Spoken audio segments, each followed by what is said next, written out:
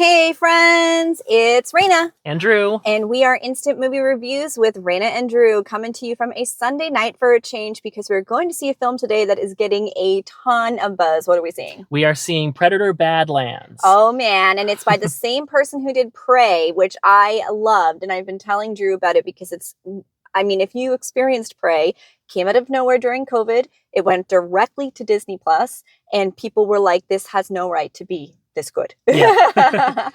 And kind of sounds like we're having the same experience again, a little deja vu. Yes, so I actually haven't seen any movies in the Predator franchise. I always just sort of chalked it up to being one of those, Arnold Schwarzenegger, straight boy, like mindless action movies. Apparently I'm wrong on that, so maybe I will have to go back and rewatch the old Predators. But the reason I'm interested in this is we're getting like our first sort of major crossover with the Alien franchise, if you don't count Alien versus Predator, which I don't know now that we're getting this official crossover if that movie is canon to the Alien franchise, but there's a Weyland-Yutani cyborg in this. Elle Fanning. Yes. I think there's actually two. I think she's playing two. Is she? Yes, that's what I'm getting from the trailer.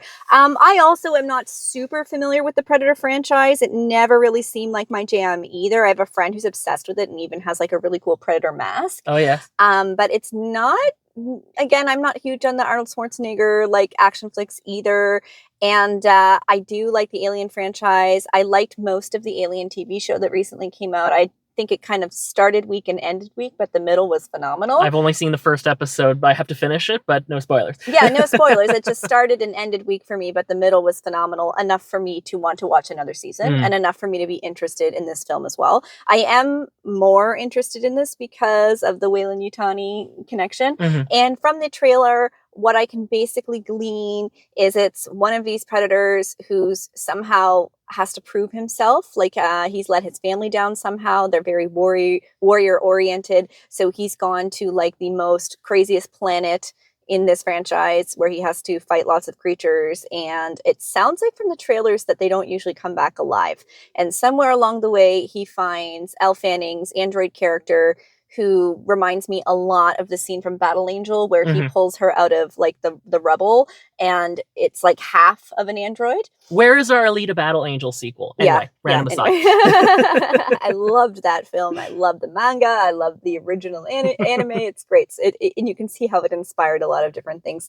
But that is kind of like all I know about it. I don't super know a whole lot more. I had a really sweet moment with my neighbor who has started watching our videos. Hi, Maggie. Where we went down to watch Christmas movies with her, and I opened up her DVD player, and one of the Predator movies was in it, and it was not what I expected of a 72-year-old woman. I opened it, she's like, "Oh yeah, I love that. I heard there's a new one," and I'm like, "Oh my god, you're so badass." You. Yeah, that'll be you. I hope so. I hope so.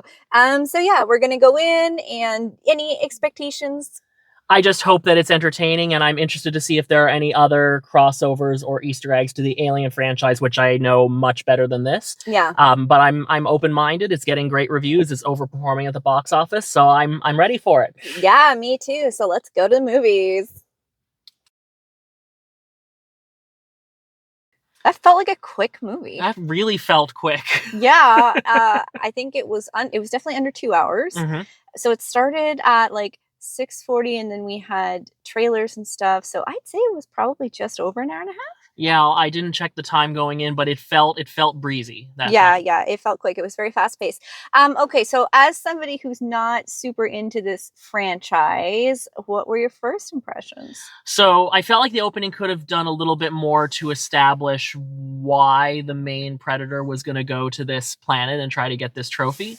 Maybe for people who have seen the other ones, particularly Prey, understand the culture of, but I'm coming into this completely brand new to it. It told me just enough that I understand what his goal is, but I didn't quite understand exactly the why of it. But ultimately that didn't really feel like it mattered all that much. Yeah, so it seemed like, so it does show a lot of this in the trailer, so I think it's okay to talk about. But to me, like, I haven't seen the other movies either. I saw Prey, and there was no link to Prey, really, other than this being made in the same style by the same people. So if you liked how Prey was a bit more story-oriented, more character-oriented, had really great cinematography, and was very kind of paced, this is the same way.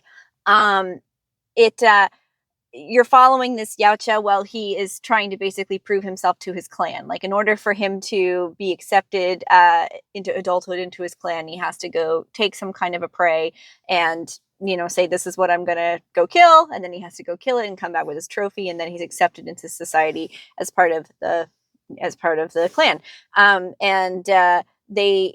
It's really cool because I think this is the first time in the franchise we ever see the Yaocha's face, like without the big mask on.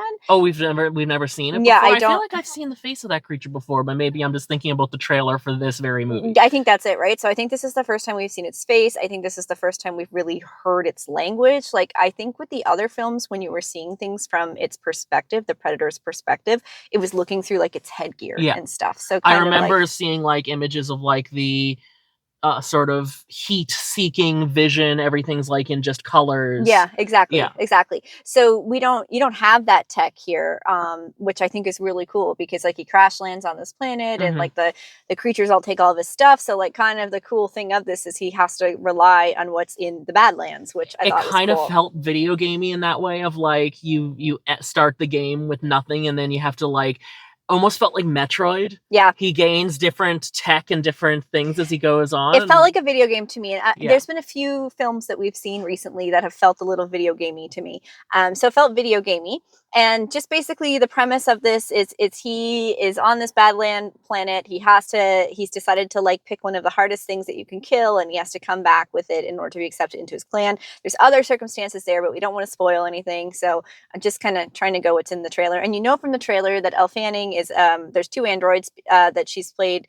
And there are trailers that show that there's 2 androids, so that's not a spoiler. Yeah, and she is a Wayland-Yutani synth like David in Prometheus and Ash. Yeah. Ash in Alien. So yeah, and like David Johnson's character in Romulus. He was a synth, wasn't he? Yeah, he was. Yeah. So anyway, she does a really good job, I think, of discerning herself between 2 characters, which I thought was really good. And I was saying to Drew, and you see in the trailer that she's on his back for like half the movie. He's carrying her around because she's half an android. She's missing her legs. And I said to Drew, like, I wonder how they filmed that. I guess they did it with her like wearing green screen pants and actually being carried around. You know, it would have been a good subtitle for it if it wasn't already the title of another movie that's out right now. Have you heard of this movie, If I Had Legs, I'd Kick You? Yeah. I feel I for some reason I couldn't get that title out of my head. Yeah. Watching all the leg related stuff. There was a lot of comedy in that movie. I was not necessarily expecting it because when I think of Predator, I think of like being a child in Blockbuster Video, seeing the VHS case with Schwarzenegger looking hard, holding a gun, and I don't think of this is going to be a funny or heartfelt movie when I think of Predator. Yeah, so I think this and I think Alien Earth are both really trying to get a new audience into this franchise, right? Because when people come into it and this is their first movie and they really like it, they're going to go back and watch the rest. It's just like when I got into Saw, I'd never seen any of it. I really wanted to see Saw X, so I went back and watched the rest, you know? Kind of similar with this. So I feel like they're actually doing the right kind of thing finally. Because the problem that we're seeing with these mega franchises like Star Wars is it's relying way too much on nostalgia. And the target audience is getting older and older and older, and they don't want to go to the movie theater. They don't want to spend the money. They have very high expectations for how they want things to be. They're very particular. And if you stray outside that, and I even feel that Marvel is probably starting to run into this problem as well, right? So this was a gamble, I think, and they took a risk of being like, okay, they're not rebooting the franchise. They're just looking at it from a different perspective that hasn't been seen before, which gives them the ability to do something new. Yeah. And it's working. It's paid off, obviously, because how much did you say we thought this was making? Yeah, so they projected it was going to be in the mid-20s. It's Sunday night, opening weekend when we filmed this, and I think it's almost double what was projected, and it's like considered this big surprise out of nowhere success. They were expecting it to be number 1 this weekend, but people are just engaging with it. Our theater was packed. IMAX, packed. Full of all kinds of people. Like right next to me, there was like a girl that couldn't have been like older than in her early 20s if she wasn't a teenager. And then I had a big gaggle of like 30-something-year-old guys on the other side of me, and they were hooked, man. They were into it. Like I could hear them like all the time. Although right? I will say one criticism I'll have, 2 criticisms that I'll get into of this. Number 1, some of the beats felt a little predictable. Some things were introduced and I was like, I know exactly where this is going. Yes. and I was right. It didn't make it bad for me, but it was predictable. I think that, and I think part of that is like they're taking a risk on some aspects, so they're trying to play it safe on others, right? And speaking of playing it safe, my other criticism is, and again, I'm speaking as someone who has not seen any of the other Predator movies, but I know enough about them to feel like, as I was watching that, this feels like the Disney-fication of the Predator series. Like there's some quippy humor that's very Disney, very Marvel kind of dialogue and jokes in it, and one creature that feels like it's the merchandising cute baby Yoda Grogu kind of thing, and that felt a little out of place at first, but I'm okay with it. The comedy was quite physical too. Like there was a lot of like the action, which kind of reminded me a little bit of Marvel. Like you remember like in one of the Marvel movies where, or maybe you don't, because I can't remember which ones you've seen and which ones you haven't, but like Loki is like screaming at everybody and he's going to kill them, and then Hulk just shows up and starts swinging him around. Oh, I remember that. That was in Thor Ragnarok. And he goes puny god or whatever, right? So like in this, like, you know, there are moments where the Predator is being like, you know, we're doing the slow shot, we're showing how strong he is, he's got all this gear, and now we're just going to be funny because some like vine is going to hang him upside down and be ridiculous. Like, so it kind of took the threat away from him. You know, there are people complaining on the internet being like, oh, it's like the woke Predator, and they've like watered it down and stuff. And like, I do think, you know, maybe it is a little watered down. It's a bit more family friendly of an audience. It's not rated R. It's PG-13. I'm not sure that I'd say, again, like it is PG-13, but there was a surprising amount of on-screen violence. There was, but the entire tone of the movie, I think, was less threatening than the other movies, because this is like, you're meant to be sympathetic for this Yautja, and you're supposed to be rooting for him and follow. And in all the other movies, he's the bad guy, right? So, and they're not even spinning it like a Wicked thing where it's like, here's the perspective of the bad guy. It's we've gotten a Saw movie where Jigsaw was the protagonist in Saw X. So I feel like Saw 10. But again, it felt Disneyified, but still was a little bit harsher in its violence than I expected it to be. Oh, really? It wasn't as violent as I was expecting it to be. Yeah. So to me, it was on par with, like, you know, standard superhero movies or something. I do think it would be too intense for children, though. Oh yeah, for sure. Yeah. The special effects were really cool. There was some really great cinematography. I'm curious between what sets were real and like real shots and stuff of like mountains and stuff, and like what was green screen. Really good music, I thought.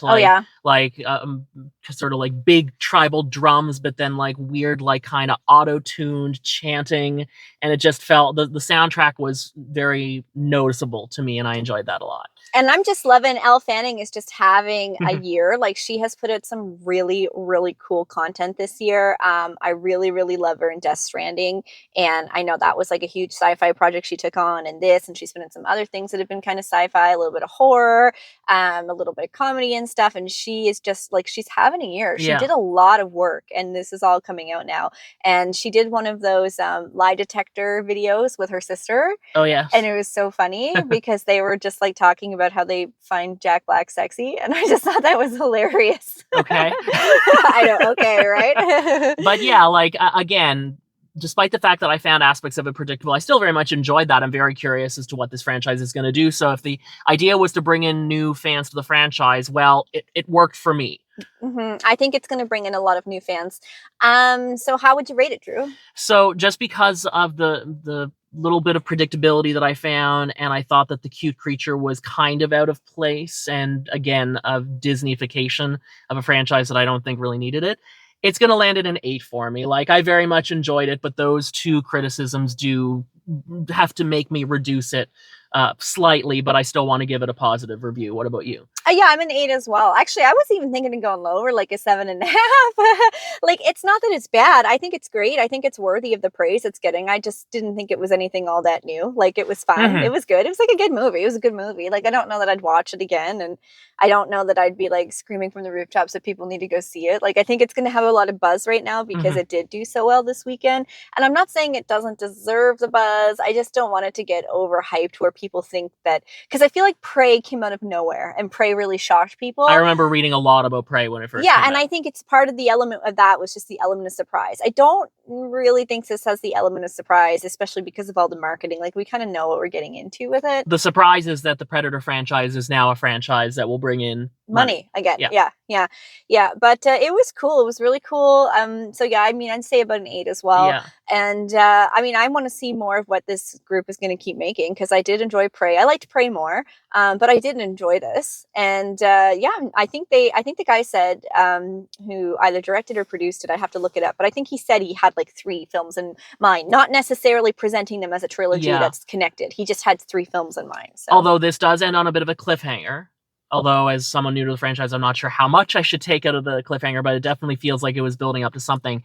And I was expecting it's weird, I was expecting a little bit more connection to the Alien franchise, with Weyland-Yutani being such a big presence for the first time.